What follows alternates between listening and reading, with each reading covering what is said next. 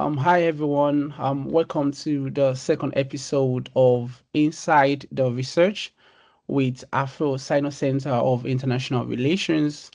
I'm so excited to join you this afternoon, this evening, wherever you are.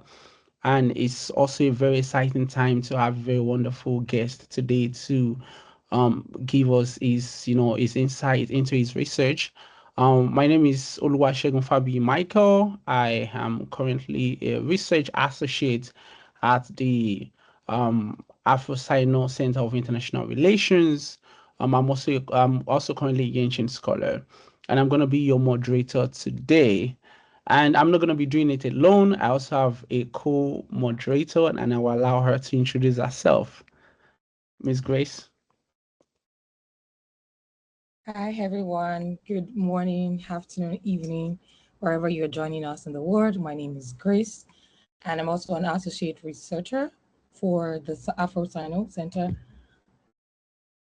I used to be a Yenchen scholar too, so it's so good to have another Yenchen scholar on the program with me, moderating with me.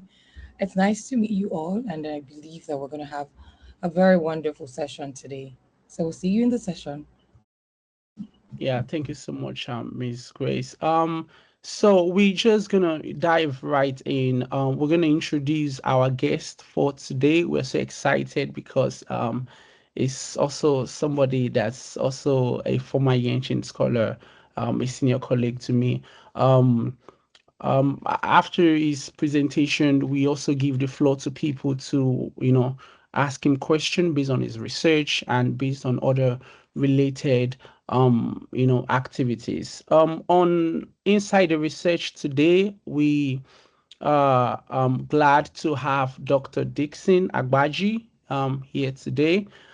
He's going to be talking about his latest publication, which is entitled Subnational Impact of Chinese Education Sector Development and Development Aid on Youth Educational Attainment in Africa in the Economic Modeling Journal.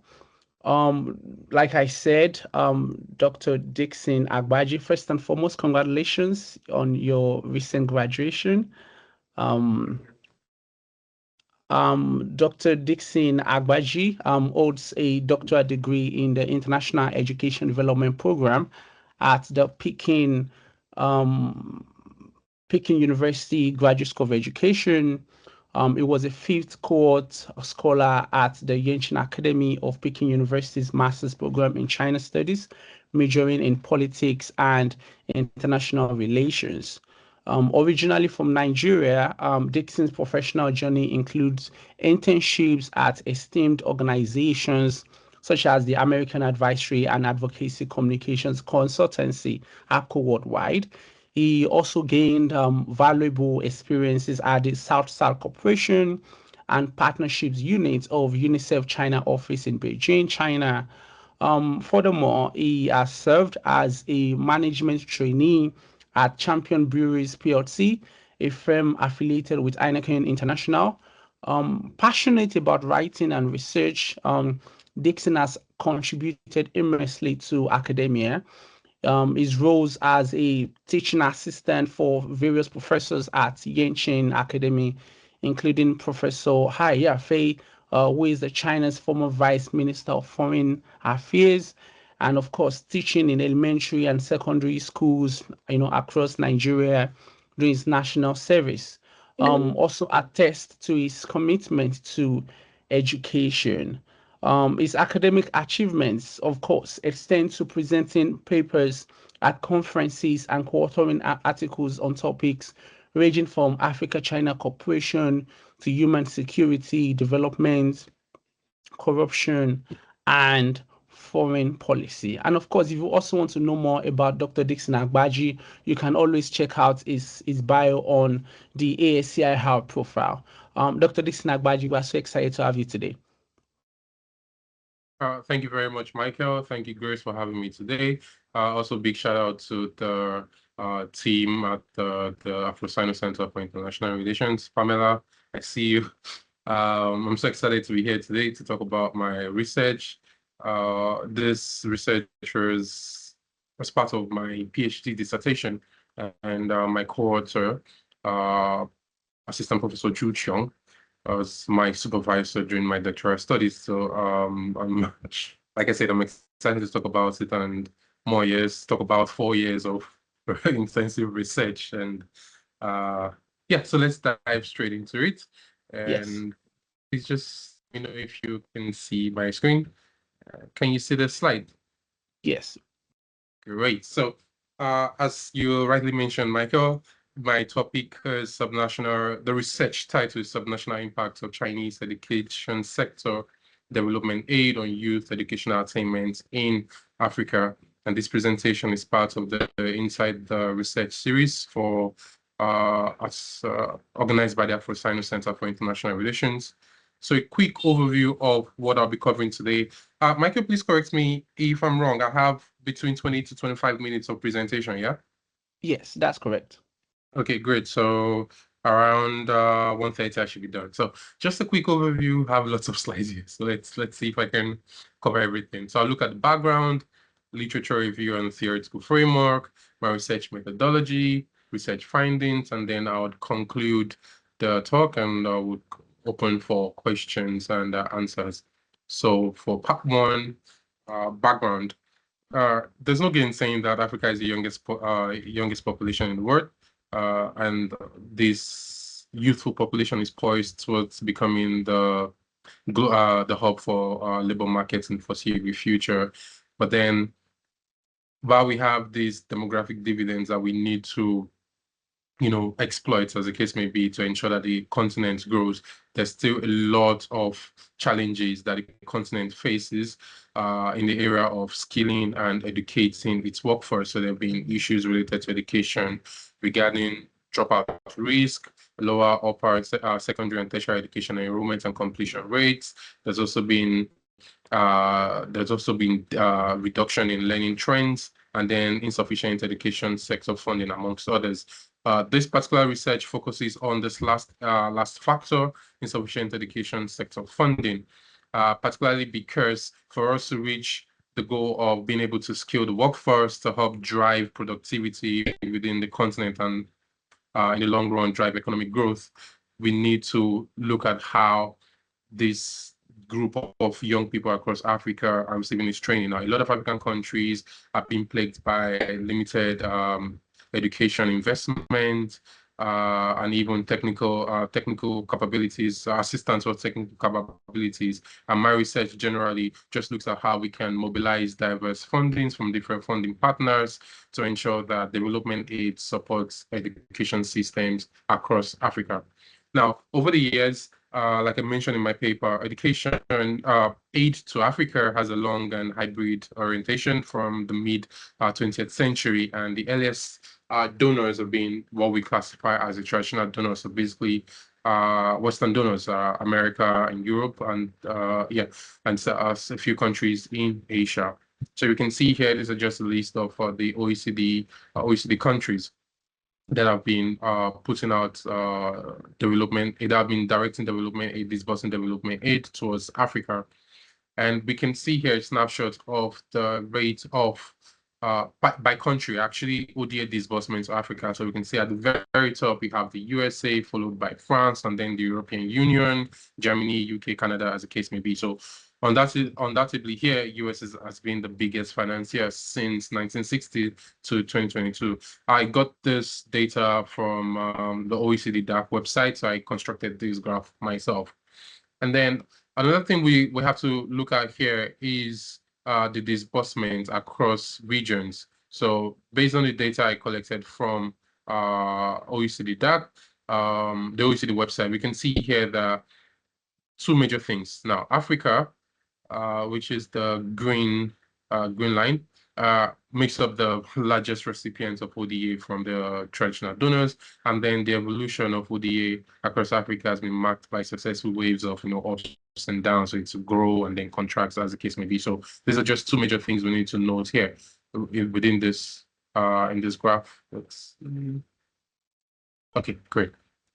So we just looked briefly at the traditional donors, but then the question now becomes how about emerging donors? Because one thing I'll mention, especially within the literature review, is that a lot of focus has been on traditional donors, on how their aid even impacts different outcomes across Africa. But over the years, we've seen that there've been new sets of donors coming up, and investing massively across the continent, including China, India, Russia, Turkey, and Saudi Arabia, amongst others. So since my research focuses on China, we'll just hone into China's development aid allocation across the continent. So the first graph was gotten from Aid Data's website, and we can see that between 2000 and 2021, Chinese aid moved from around $1 billion to around $7 billion in 2021, and then it peaked at around 36, if I'm not mistaken, $36 billion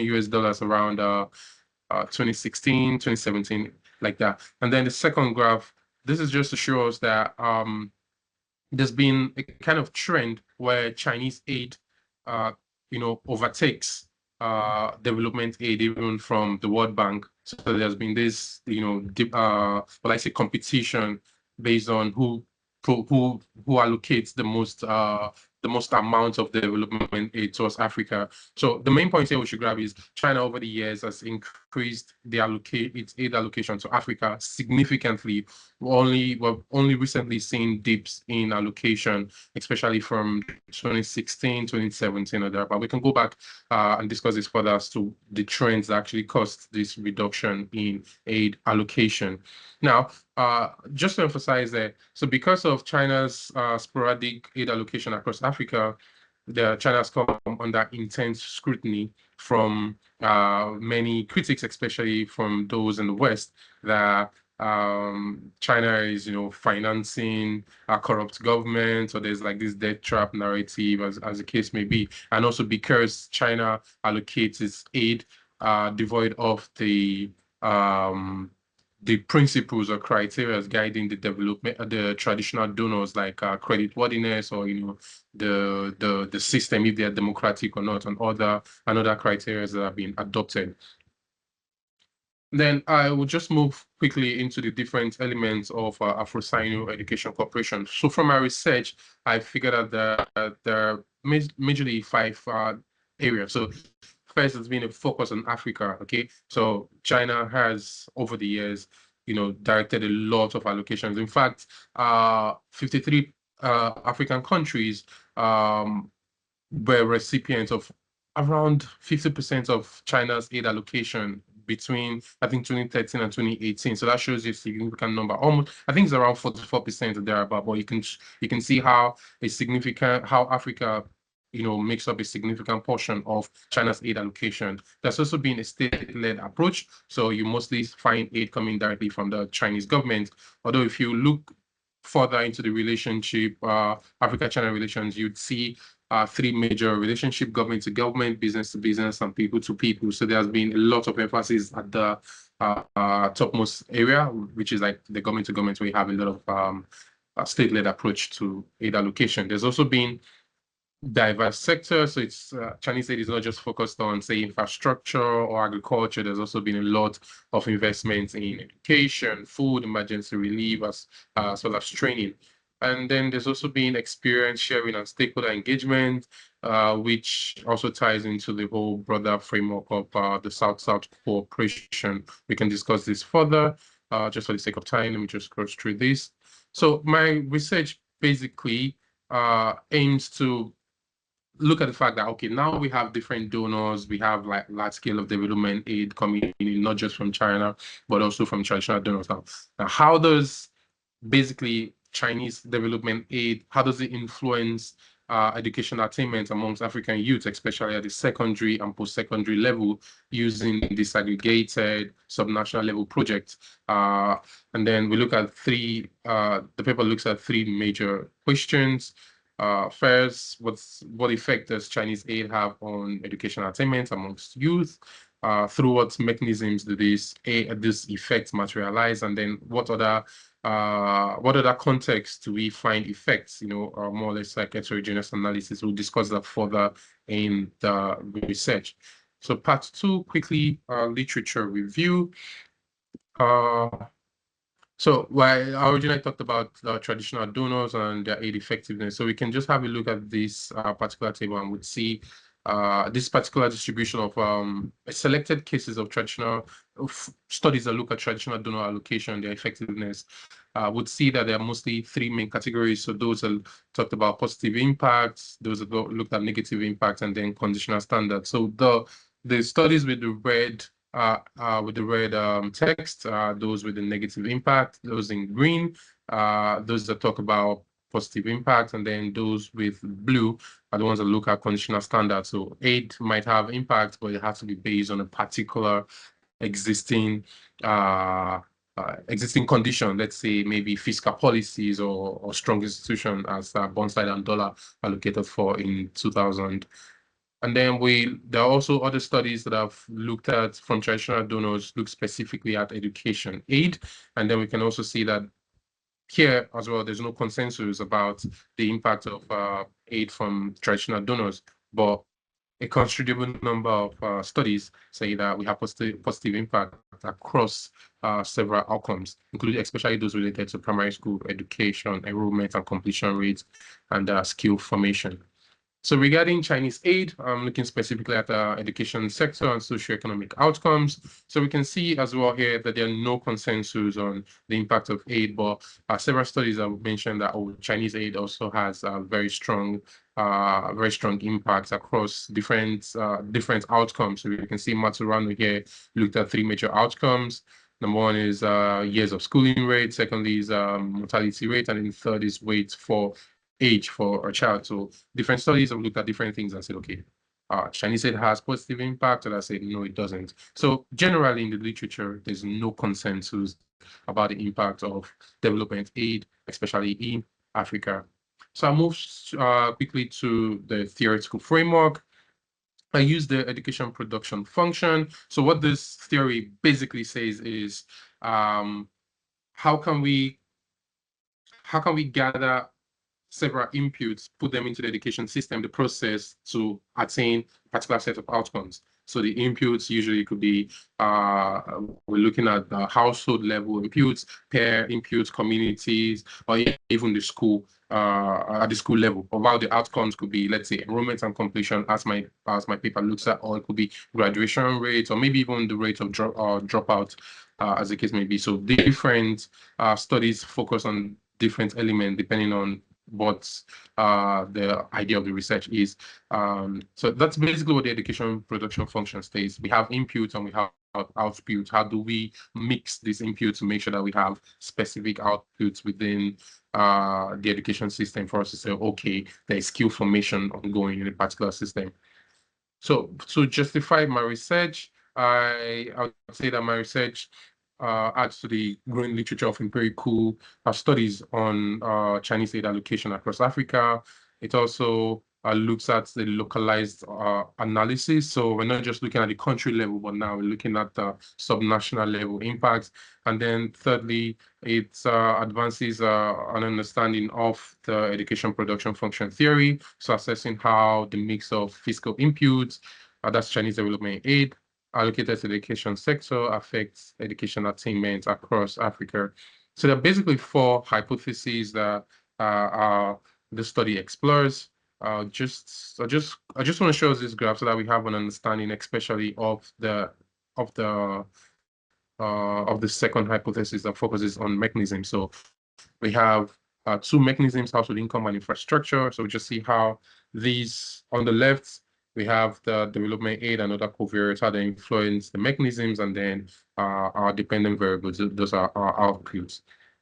And then I can also discuss this, why this pathway is later on. So quickly, our methodology, our research design. So I used, the paper covers 92 surveys from 27 African countries.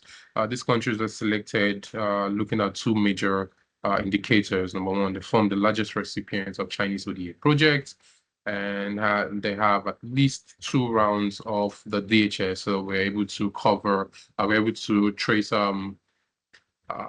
differences or changes in educational attainment across at least 2 time periods. And the unit of analysis is ADM2 level, that's the second administrative unit. So let's say in Nigeria, you have the national government, the state government, and the local government. So we're looking at our analysis at the local government area. And then we also focused on eligible household residents who are between 15 and 35 years of age. We could further discuss the choice and justification for this age range, because this was a debate we had with the reviewers of the work. We're going back and forth about justifying the age range. And then, so just a brief talk about how we did our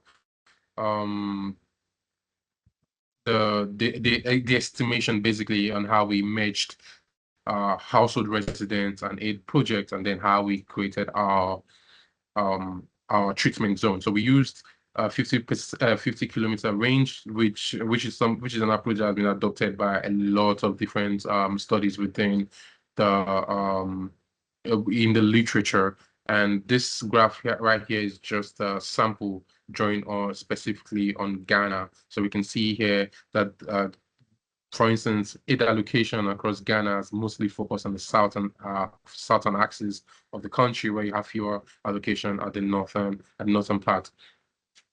So these are the 27 countries we looked at, and in total we had 9,966 EDM2 areas across the different countries. And you can also see the diversity of the DHS years, with Ghana having the largest number of years we looked at. So that's specifically 6 years of data. So the independent variable focuses mainly on aid allocation, so exposure to aid. So we looked at projects with developmental representation intent, activities that are either implemented or completed, and then ADM2 level projects. So this graph here just looks at the distribution of the projects after considering these 3 adjustments. So we have 1,725 projects across 2,580 locations, so between 2000 and 2021. So here's just a graphical presentation of Chinese aid project and also World Bank. So World Bank are the blue ones, allocation across the different countries. And then our dependent variable draws from the demographic and health survey. So just this graph just shows us what secondary enrollment and completion looks like across different countries. So the main issues are, do we have what's the rate of secondary enrollment and completion, and also what's the rate of tertiary enrollment and completion across the different countries or ADM2 areas amongst African youth aged 15 to 30. And then this here is just a presentation of our summary statistics. I can go further into discussing these during the Q&A, but just gives you an understanding of what the distribution of the figures are across the sample units. So quickly, the empirical strategy just focused on spatial difference analysis, where we have 3 major groups. So we have those that are active, so those that live within 50 kilometers of active projects. Inactive, those that live within an area that a project has been promised but has not been implemented. And then any other groups that don't fall within this particular active and inactive units automatically form the control group. Okay, and then this is just the formula used for our calculation, our empirical analysis. So I can discuss this further later on. Basically, so the difference between active and inactive projects makes up basically education, just captures the outcomes or the causal effect of Chinese aid projects across the different regions. So quickly, we're looking at research findings. So for the baseline results, please, what I want you to do is to just focus on the beta 1 minus beta 2. Okay, so this is just where the main results are. So just no need to look at active 50 or inactive 50. Just look at the beta 1 minus beta 2, because like I said, the difference between active and inactive captures the causal effect. So you can see here that proximity to active Chinese aid projects significantly enhances all outcomes. Okay, but So let's look specifically. Okay, so for basic model, the basic model does not cover the control variables. So it's the full models actually that our focus should be on. That's panel B below, which has like the different control variables. So we can see that proximity to Chinese projects raises all outcomes. So secondary enrollment and completion, tertiary enrollment and completion rose between 1.4 to around 2.4 percentage points respectively. So what this basically means is every unit within 50 kilometers of a project experiences higher impacts on their enrollment and completion levels than those living in areas exposed to pipeline project. That's a project that has been promised would have not been implemented when you hold every other variable within the model constant. And then in the paper, I and my co-author, we looked at 6 validity tests, robustness checks, just to see if our analysis actually makes sense, if it holds water, if it's valid. So we looked at a number of 8 projects. We also removed outliers. So we tried to analyze whether maybe it's because a lot of countries or a lot of regions, subnational regions that received a higher number of 8 projects. Maybe those are the ones that influenced the outcomes. We also looked at so we dropped those ones with a lot of projects.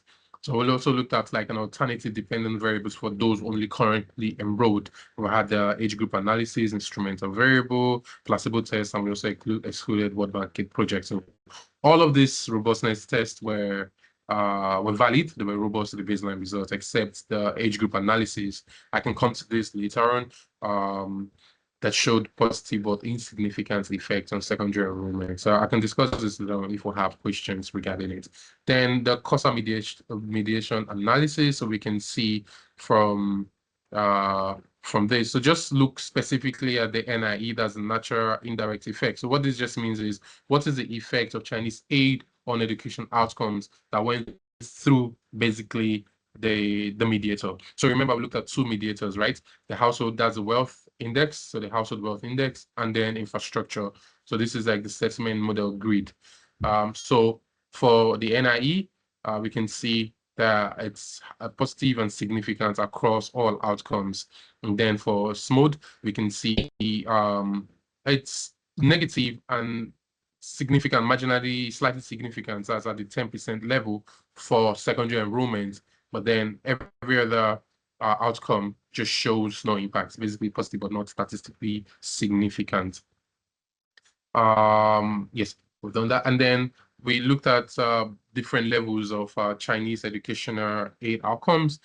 First, we looked at project at the primary and secondary level. So we can see here that there's no impact of this level of project on educational outcomes. But when we look specifically at tertiary level 8 projects, we can see no impact at the secondary enrollment level, but from secondary completion to tertiary education, we have very strong effect. Then we looked at the different purposes of Chinese aid projects. So we looked at infrastructure project and soft projects, say scholarships, cash transfers, technical training.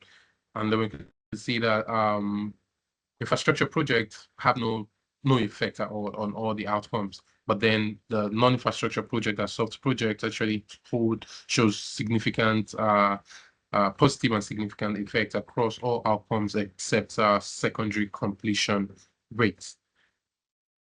Then the analysis also covered other sectoral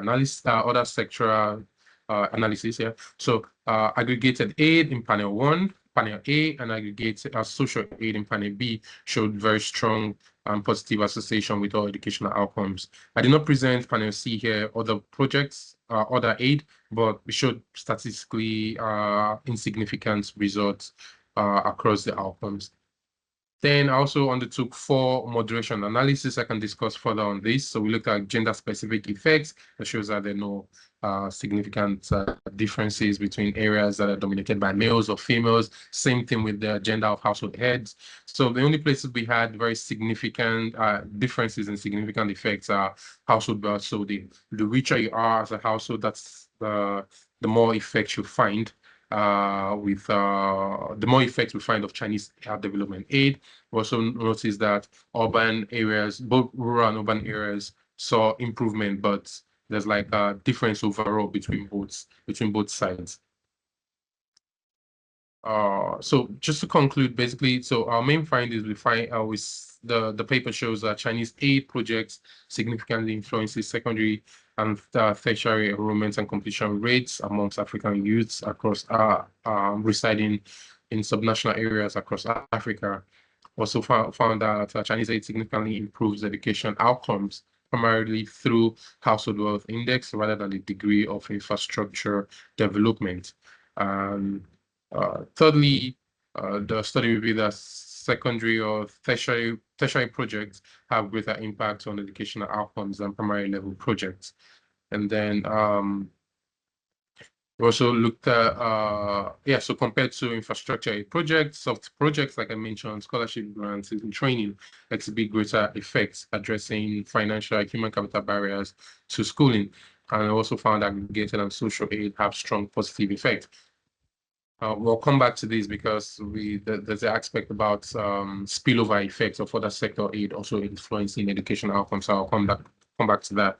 And then for other heterogeneous analysis, we found that urban and wealthy subnational areas are more likely than their counterparts to achieve higher education outcomes following exposure to to active Chinese aid projects. So several factors account for this result. So number one is experience sharing. So if you remember the different elements I mentioned about the China-Africa Education Corporation, let's see one aspect of experience sharing. So there's always been this stakeholder engagement, and also within the broader South-South Cooperation partnership framework that offers ample opportunities to share China's development experience. Okay, so it has also been that in the course of all of this engagement, and also looking at the request-driven element of Africa's or China-Africa Education Corporation, where Africa requests a particular form of development aid, and then China in turn fulfills such requests. So the nature of this relationship has also made it seem like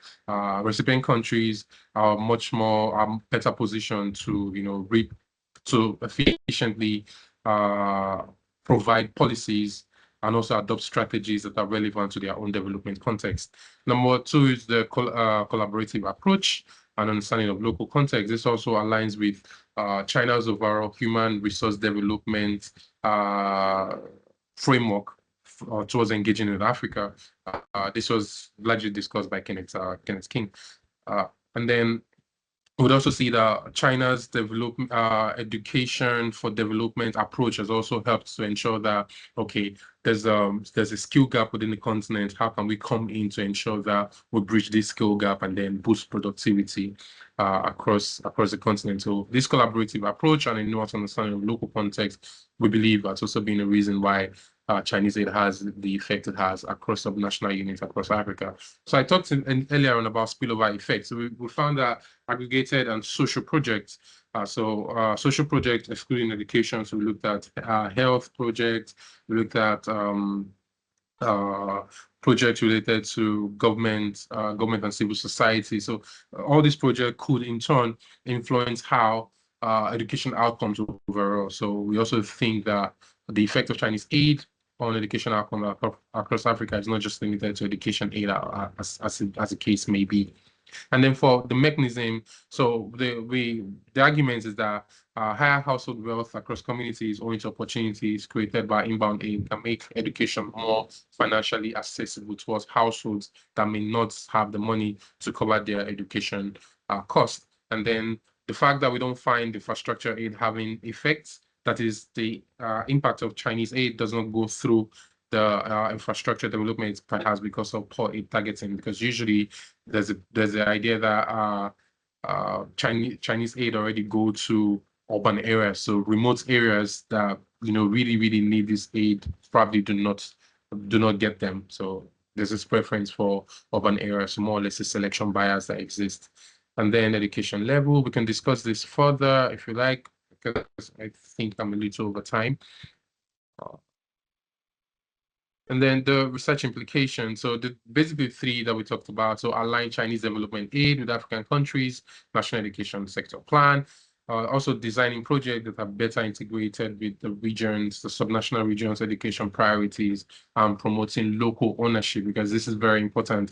It's not just about bringing in development aid, but it's about carrying, improving local capacity, and also ensuring that people within the regions feel that they are part of the solution, part of the process, and that such interventions could be sustained. And lastly, it's about prioritizing soft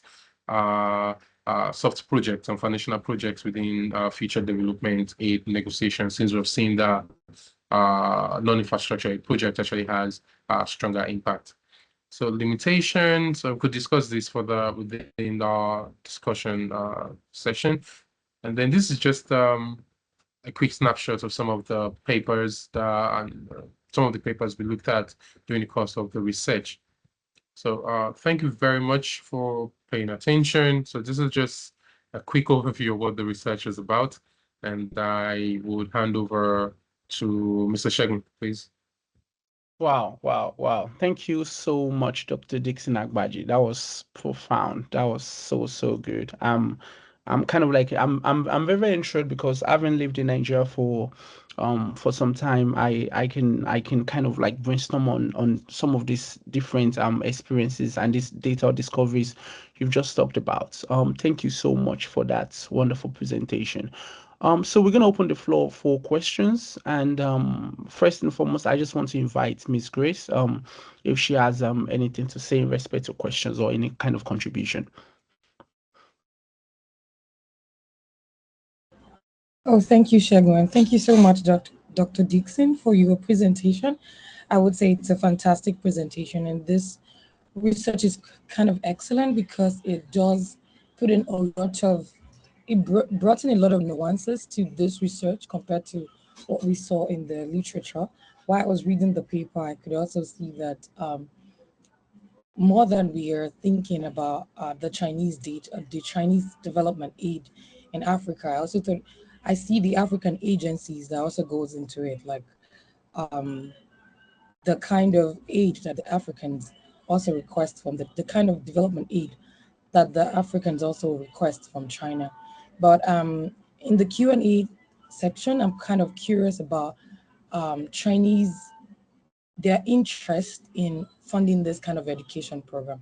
I am wondering if you can share some of your thoughts with us on that. So Shegun, over to you. If you have a question, you can Okay. come back to me after. Thank you. Okay. Okay. Yeah, I have about like two or three questions, but before I ask my question, I just want to like invite anyone in the audience, if there's any question. But if not, you can also always like put it in the chat box. So my question is actually, my first question is very related to the spillover effect that you mentioned, but this time around it's not kind of like related to maybe other sectors like education and health, but is kind of like related to, so in your research, you control for historical World Bank, like World Bank projects, and other major donors from USAID, European Union, and other non-DAC donors, but I kind of wonder if you think these kind of like potentially interact or confound the measured impact of Chinese aid, or is there a significant limitation to Chinese aid in respect to all these big donors that I just mentioned, especially with the fact that your data was, um the time zone for your data ended in 2021, and USAID, the US government stopped funding project in 2022. So I wondered if there's a kind of like a spillover effect from that regard. um Kind of similar to that question is also, I wonder if you think, first, let me let you answer that question first. Yeah. Okay, so thank you moderators for your question.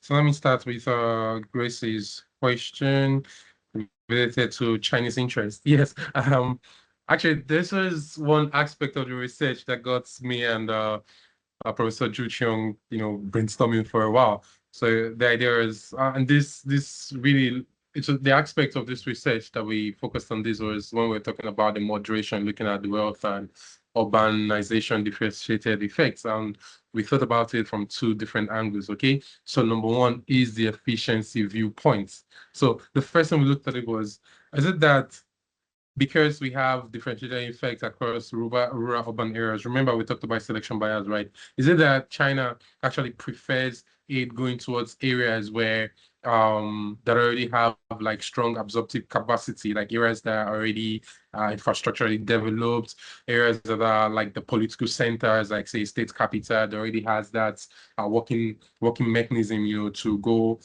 about processing aid allocation and then implementation, and also having this monitoring evaluation system already in place. So this was one debate we're having, because if you look at it from this perspective, that is from this efficiency perspective, you're going to say that such areas are better suited towards getting aid and managing them. So, and you can also have a system where there's like an upscaling in interventions within this particular area. But then there's an other aspect about equity, okay? So now we have areas that have been, in a way, say, marginalized, okay? So they'll basically be left behind. So, but then the discussion we now had was, irrespective of whatever incentives are to launch projects, okay, rural areas that are not well developed would lack first of all the capacity because of lower educational foundational infrastructure and capacity. There'll also be significant startup costs. So all of these might limit the number or even interest of the donors, China in this case to be precise, in going into this particular going into these particular areas to kind of undertake research. Grace, if you remember our previous work on the factors that influences Chinese aid allocation, we actually talked about this particular issue about the selection bias within urban areas. So to briefly answer your question, to look at your question specifically, it has to be from an efficiency point of view. How fast, how quick can aid project be allocated, and then how can they be implemented, okay, based on the capacity existing within a particular area. And the second aspect would be equity, okay? So should we leave some regions behind? But then even if we want to look at these regions, what is the cost of, the startup cost of undertaking projects within this particular area? So these are the trade-offs that donors basically have to think about, and then to see, and this brings also to the concept of selection strategies, okay? How different donors consider particular areas to be ripe or suitable candidates for collecting or for receiving aid projects. So irrespective of whatever happens, our research looks at the fact that we need to balance this equity and efficiency aspect, so that on the one hand, we find areas that could actually process aid allocations, okay? And then we also balance areas that really don't have this capacity but need the development intervention, and see how we can also help them grow. So that's where our discussion within the paper actually looks at. So not just looking at the absorptive capacity, but make sure that no one is left behind. So this is where policymakers, both on the China side and on the different African regions, need to look at to say, okay, now let's look at the absorptive capacity and also see how we can improve the capacity of remote areas to benefit from development aid, as the case may be. Thank you. And then for spillover effects, so like I mentioned, the different sectors, Chinese aid have been allocated towards different sectors across Africa, so not just education aid, and we have aid towards economic sectors, productive sectors. We also have aid towards, say, health and whatever you. So really, what we did for the research regarding historical World Bank aid, just coming to honing into your question specifically now, what we did was there's been this issue of data availability, which has also been the major cause of concern of having empirical analysis of Chinese aid, the impact of Chinese aid projects across different regions, not just Africa. But then thank God for aid data. There've been they've been working, the research team has been working very hard to make sure that they provide granular data for researchers to be able to undertake different kind of analysis to assess the impact of Chinese aid projects. Now, they've also tried for World Bank, but we currently only have World Bank aid projects between, if I'm not mistaken, 1995 and 2014, or there are 2013, 2014, if I'm not mistaken. So it doesn't even cover the timeline of our own Chinese aid project analysis. So that was why me and my co-author, we decided to look at pre-existing World Bank aid projects, so World Bank aid project before year 2000, to just use that as like a cushion, as like a baseline analysis. And what we did was we now removed areas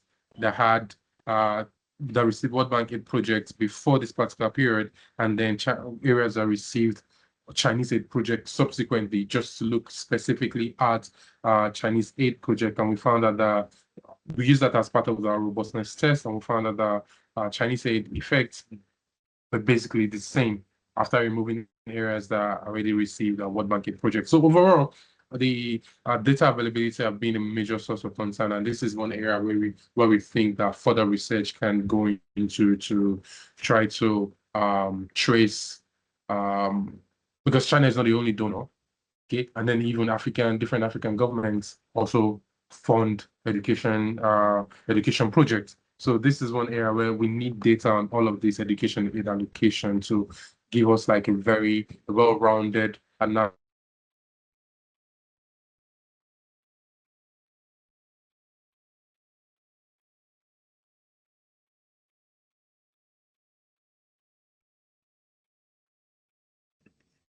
Hello? Is it my network? I think we lost him for a bit. Okay. Yeah, we're just gonna wait a little. I think his network is having a little issue. But if there's anyone in the chat box that has any question for him, please kindly drop it and he can always answer. And of course, his publication is live online. You can always check them out, read the question, and always reach out to him if you have any question in respect to Chinese aid in Africa. Yes, I think it's gonna come back. I think his network is kind of like having issue right now. I have a But yeah. question, but I guess I would wait for him to Okay. come. Okay. Sorry, I lost internet connection for a moment there. My bad. Yeah, Can you hear me? yeah, go on. Yeah, we can hear you. Welcome Okay. back. Thank you. I am not sure well, I said a lot, so I wasn't sure. Yeah. I think you kind of like, you hit the nail on the head. You already Okay. like answered the question. And I think Miss Pamela Castlake also has a question. Okay, great. Oh yeah. Hi Dickson. Well done on your Hi. presentation. I think it's very insightful.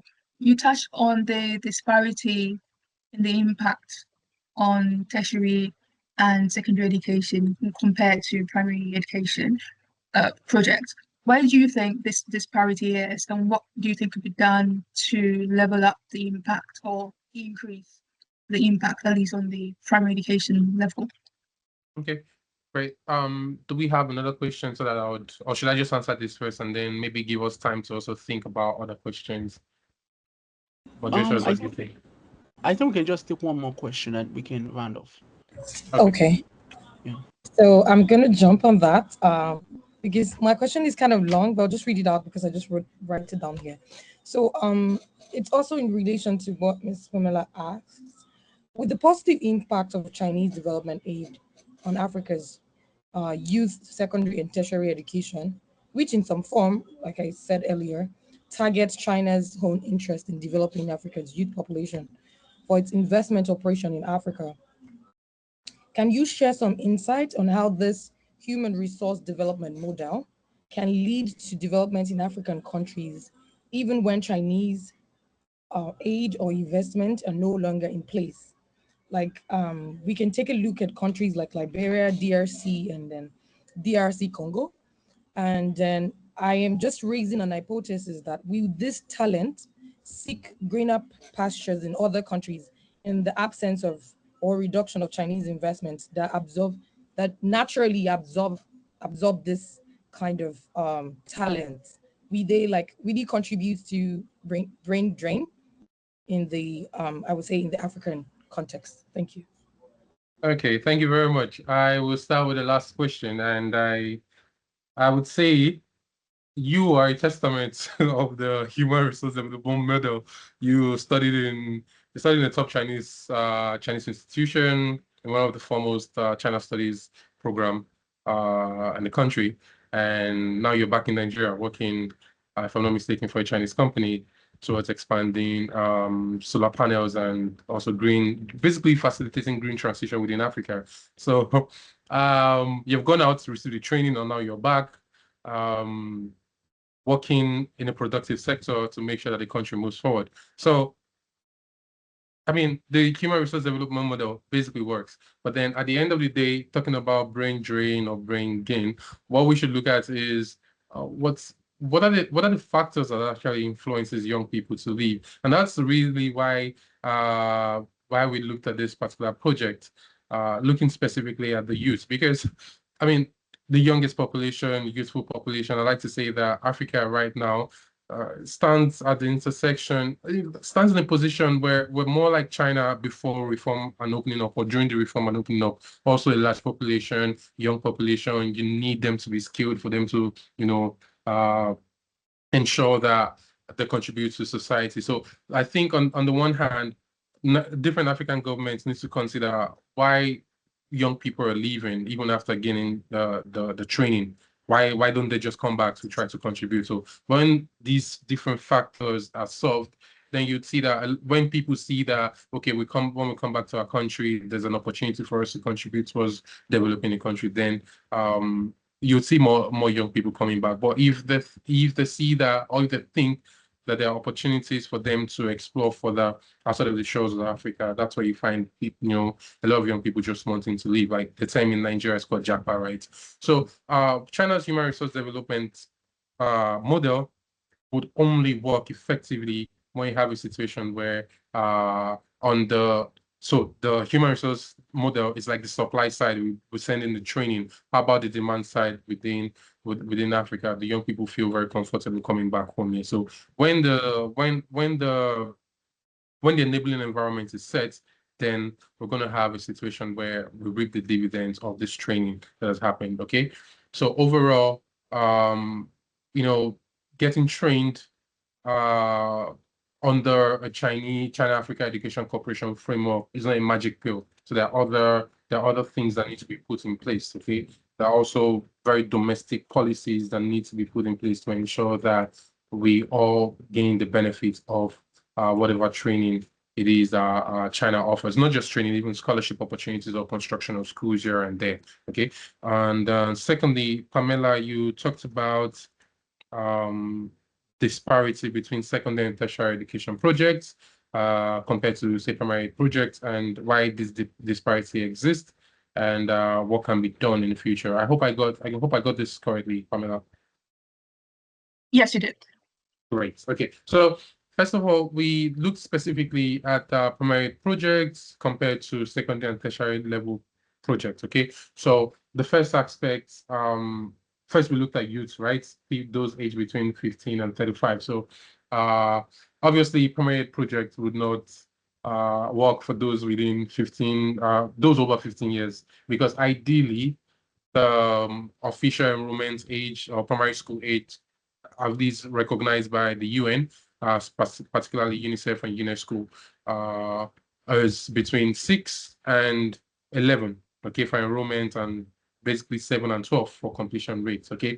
So at the end of the day, once you're 15, it is assumed that you should have finished primary education. In fact, it should be assumed that you've finished the lower level secondary education, okay? Or at least you're enrolled in a lower level secondary education. That is why specifically we didn't find outcomes, we didn't find significant effects on this particular group of individuals. Now, where you have influence, where you have the effects for secondary and tertiary ed projects is because it aligns squarely with this age group. Okay, so I guess it's been sorted out this time. Okay, so talking about yes, so I was talking about the impact from secondary, tertiary level projects on the specific age group that the research focuses on. That's those within 15 and 35 years of age. So the catch here within the results, if you notice, I mentioned that we didn't find significant results for those in the secondary enrollment, but we actually found significant results for secondary completion, tertiary enrollment, and completion. Now, one of the reasons why, based on our understanding of the data, one of the reasons why we didn't find significant effects for secondary enrollment is because if you look at the map, the graph of education attainment already, let me just quickly share my screen and then, yeah, see here. So we can see specifically that secondary enrollment is already high across several African countries. Particularly, look at there's a lot of green for Nigeria and several other countries, even Zimbabwe and Kenya. Okay, so secondary enrollment is already high, and this builds up on already existing high trends of primary enrollment and completion across the continent. So now, where you have opportunity for impact is at the secondary completion and the tertiary completion level. So you can see a lot of red across the different countries. So there's like lower levels of completion rates at the tertiary enrollment and completion rate at the tertiary level, and then completion rate across the secondary level. So our understanding is because there's opportunity, because there's space, so because there's a chance for improvement, that is why we're saying that, okay, Chinese aid probably is having a lot more impact across this, having a lot more influence on education attainment across these different outcomes. So what can be done? First of all, the most important thing is to ensure that development aid, like I said, development aid, especially at the foundational level, focuses on those within that particular level. So if you're going to be looking at primary school level projects, okay, let it be designed towards ensuring that children within primary school, within the primary school system are reaping the benefits. In fact, there's a new research project between I am a co-author, again, looking specifically at the primary school level, and hopefully it should be published within the year, and then maybe we'll have an opportunity to have like a part 2 of this particular discussion, but looking specifically at primary school education outcomes. Okay, and then secondly, it's also on looking specifically at ensuring that both sides, both the Chinese sides and the African sides, are able to discuss squarely about, okay, if we're even looking at secondary and tertiary level projects, how well can we ensure that those at the grassroots actually reap the dividends of this education interventions. So this also brings us back to the discussion about equity and efficiency, okay, within the whole Chinese development aid intervention discussion within Africa. So the last point I would like to raise on this issue of disparity, particularly, is now we looked at those between 15 and 35 years of age. Okay, but then there's a possibility that those between 25 to 35 years of age might not necessarily even still be in the education system. Okay, so why look at them to even start with? Now, this was a discussion I'm a co-author had, and more or less like a clarification we had to make with the reviewers. Now, there's a paper we read by Bekalo, I think that's what they call Bekalo, if I'm not mistaken. I'll just check through the references again. They looked at an education aid project within Somalia, and it's called Haboyoko. Okay, so it is more or less like an informal education program where, because of conflicts and other disruptions in the education system, they had children as young as 6, and then adults as old as 30, going through the basic education program. Okay, so because of this, we had this argument that there's a possibility, because of several disruption, maybe financial constraints, health shocks, like say COVID, or maybe even the Ebola crisis, or maybe even long conflicts within a particular region that lasted for a long time might disrupt children from actually enrolling at a particular, or youth from actually being in school, continuing their education for a particular period of time. And that's why we just ensured that, okay, to remain consistent with the African reality, African Union Charter definition of a youth, and then to also look at the underground reality within several regions within Africa, let's also cover this particular age group. So we believe strongly that our analysis has like a holistic understanding of the reality on the ground within Africa, and that's why we're seeing the results that were recorded in our analysis. So these are my answers to your questions, and if you have any other questions, please let me know. Yeah, thank you so much, Dr. Dickson Agbaji. I think for now we are just so very, ensured, we're so fascinated with how much research you've done, with this work. Thank you so much. Please, I think you really deserve a round of applause. Thank you. Thank you. We Thank you. appreciate you. I'm gonna ask Miss Grace if she has a closing remark or something, and then we can also ask if you have anything, to say. Okay, I would say that our guest has really poured in so much to us today. And then just one funny part is that the infrastructure has no impact on all of the variable. I find it very funny, but yes, it's the research. So thank you so much. Let me quickly comment on that, please. Yeah. Okay. Thanks for raising that. So it is also something that was quite interesting for us when we saw it, because I mean everybody knows. I mean, okay, let me not use the word everybody knows, but China is basically known for infrastructure project, right, with BRI and other initiatives. So it was interesting to see that infrastructure project had no influence. But please, let's note here, one, the focus on infrastructure project looks specifically at education related infrastructure projects. So let me just try to clarify that. Okay. So one of the reasons we gave for the for why infrastructure it had no influence, or even why Chinese aid effect did not go through infrastructure, because, like I said, because of the selection bias, Chinese aid projects usually go to urban areas, even though it goes to developing countries.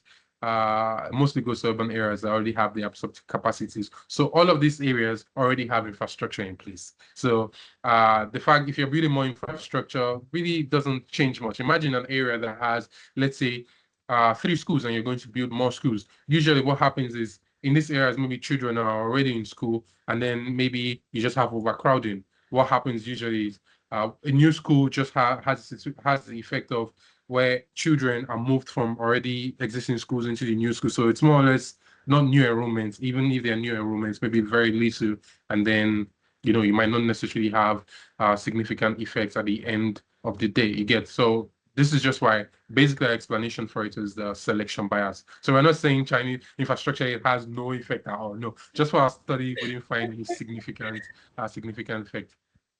I can imagine, because this infrastructure projects as things that we can see around, they are Yes, visible I know, right? monuments that we can Yeah. see. So thank you so much for your True. time. We really enjoyed the session with you, and then we hope to have you back on inside the research, because yeah, we're looking forward to all the research that you're going to be bringing on board. Thank you so much. To have a nice day, and to our viewers, we are grateful. Thank you for your time, and then we really hope this research will inspire you, and then that it would help you in also your own research journey. Thank you, Mr. Michael. Do you have any other thing to say? Yeah, not much to say. Just a big appreciation to Dr. Dickson David Agbaji for that exploratory, explanation, of his research. We look forward to having you more. We just want to, swim in the ocean of your knowledge. So thank you so much. And also big appreciation to our viewers. You can look it up on YouTube. And if you have questions, you can always find Dr. Dickson Agbaji. He's on LinkedIn, he's on Facebook, I believe, and other social media platforms. Thank you so much. And this ends our episode on Inside the Research. Stay tuned for the 3rd episode as we bring in more, wonderful insight like Dr. Dickson Agbaji. Thanks. Take care. Bye-bye. Thank you. Bye-bye.